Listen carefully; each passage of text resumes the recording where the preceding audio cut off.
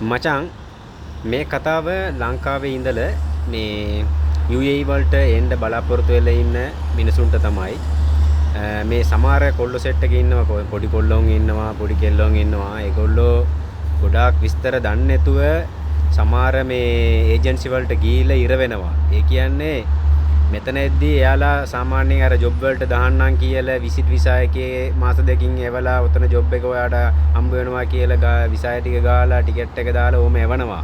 ඒ වුණාට සමහර කට්ටියලා මෙතනට එවිල්ලා ජොබ් එක සෙට් වෙන්නේ නැහැ කියලා අපේ මගේ ළඟත් ගොඩක් අය කතා කරලා තියෙනවා ජොබ් එකක් කොහෙවත් හරි සෙට් කරලා දෙන්න කියලා. ඒ කියන්නේ අර ඉස්සර වගේ නෑ. දැන් ජොබ් එක හොයන්න කියන්නේ මාර අමාරු මේ. ඇත්තටම. දන්නවද? ගොඩක් අය කියනවා. ඒ වුණාට ජොබ් තියෙනවා.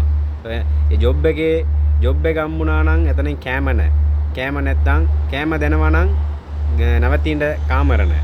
ඒ වගේ එක ප්‍රශ්න තියෙනවා. අර එක ඔෆර් එක හම්බුණා නම් අනිත් ඔෆර් එක නැහැ. ඒ වගේ තත්ත්වයට තමයි තියන්නේ. ඒ හින්දා මේ UAE වලට එන්න බලාපොරොත්තු වෙලා ඉන්න කට්ටියලා පළවෙනි මේ UAE රූල්ස් ටික බලන්න. මොනවද රූල්ස් ටික තියෙන්නේ කියලා. කොහමද මේ එමෙක්කම තියෙනවා එම සාමාන්‍යයෙන් එමෙක් කෙනෙක් ළඟ දැන් මොබයිල් තියෙනවා නිකන් ඉන්ටර්නෙට් එකේ ගාලා බලන්න UAE ලේබර් ලෝ මොනවද කියලා හරිද ඒකට ඉස්සරහාම සාමාන්‍යයෙන් එනවනම් මේ ටිකට් එක කීයද යන්නේ විසා එකට කීයද යන්නේ විසිට් විසා එකට කීයද ඊට පස්සේ ෆ්‍රීලන්ස් විසා එකට කීයද රෙසිඩන්සි විසා එකට කීයද ෆැමිලි විසා එකට කීයද ඒක එක කැටගරි තියෙනවනේ ඒ ටිකට කීයද කියලා පොඩ්ඩක් දැනගන්න ඊට පස්සේ කොහමද ඔයා මොන වර්ගයෙන්ද මොන කැටගරි එකේ ඔයා යන්න බලාපොරොත්තු වෙන්නේ කියලා බලලා ඒකට ඇප්ලයි කරන්න.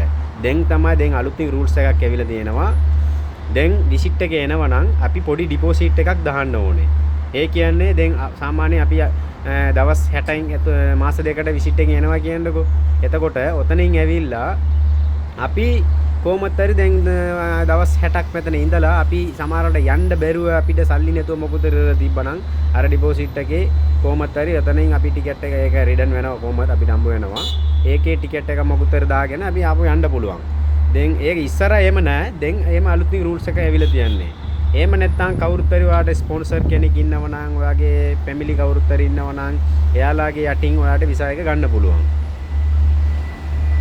දැන් තව එකක් තියෙනවා දැන් අර එයාපෝට් එකේ ඉඳලා එනකොට සාමාන්‍යයෙන් දැන් විසිට් එක එනකොට අපි දැන් නෝමලි එතන අහනවා ඒ කියන්නේ අර රිසෙප්ෂන් කවුන්ටර් එකේ අහනවා බෝඩින් පාස් එහෙම දෙනකොට ඔතනින් අහනවා කොහෙට යන්නේ මොකටද යන්නේ මොනවද කරන්න යන්නේ එහෙම අහනවා එතකොට අපි බය නැතුව අපි කැලිම උත්තර දෙන්න ඕනේ මේම තමයි මම විසිට් එකේ යන්නේ මාස දෙකට ගිහිල්ලා මේ UAE බලන්න යන්නේ එහෙම කියලා අපි එන්න පුළුවන් එහෙම නැතුව අපි බොඩ්ඩක් බය වෙලා එහෙට යන්නේ මෙහෙට යන්නේ එතන යන්නේ මේම කරන්න යන්නේ කියලා මොකුත් හරි අපි වැරද්දින් කිව්වෙන් පස්සේ ඔතනින් අපි සැක වෙනවා. එතකොට අපිට ඔතන ඉඳලා යන්න හම්බ වෙන්නේ නැහැ. දන්නවද? එහෙම තමයි සමහර කට්ටිලා එයාපෝට් එකටම ගිහිල්ලා ආපහු රිටර්න් උත් එන්නේ. දන්නවද?